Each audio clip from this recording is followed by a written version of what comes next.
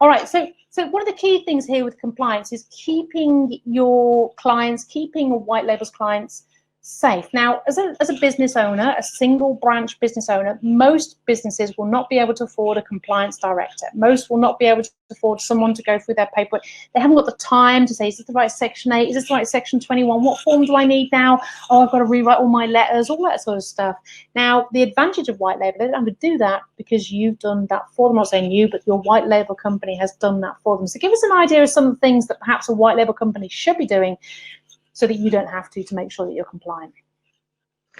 Well, everything really. I mean, if you are the tenancy management side of things is probably the most complex compliance area to be fulfilled. So first and foremost, I would say it would be your obligation to ensure that the agent that you're working with understands and knows what compliance is required. And that sounds quite condescending because you would think if you're a letting agent, you obviously know the regulations that you need to be compliant with. But I know that that's not the case. There are some agents out there that don't know all that they need to know to be operating. So first and foremost, the compliance will start with the front end, because let's talk about the Deregulation Act just for a second. If the client that you're working with doesn't understand the Deregulation Act and they fail to comply with one piece of the criteria of that act, that then in turn makes the management of the property near on impossible. Because, for example, if they didn't serve a gas cert on the tenant before they moved in and we went to serve Section 21 on the clients, well, of course, the Section 21 would be invalid. So working together with the client to make sure that they fully understand what their obligations are in terms of compliance.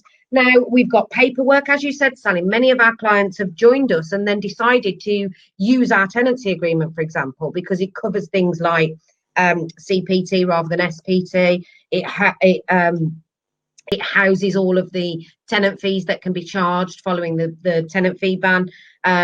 It has everything in there that's needed, and they much prefer it. So, you know, providing them with paperwork that is compliant, really.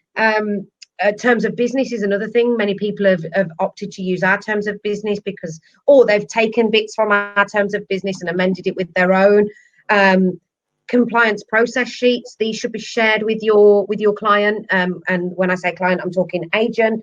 You know, the processes, regular audits, so any audits that you carry out, you should provide evidence to your client so that they can see everything that you're doing to keep them on top of things.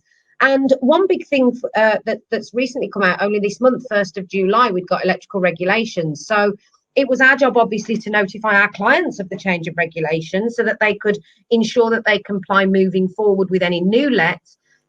What we did is we took on then the challenge, because obviously the properties that are managed, we dealt with all of that for them. So, you know, it's keeping them up to date with regular changes.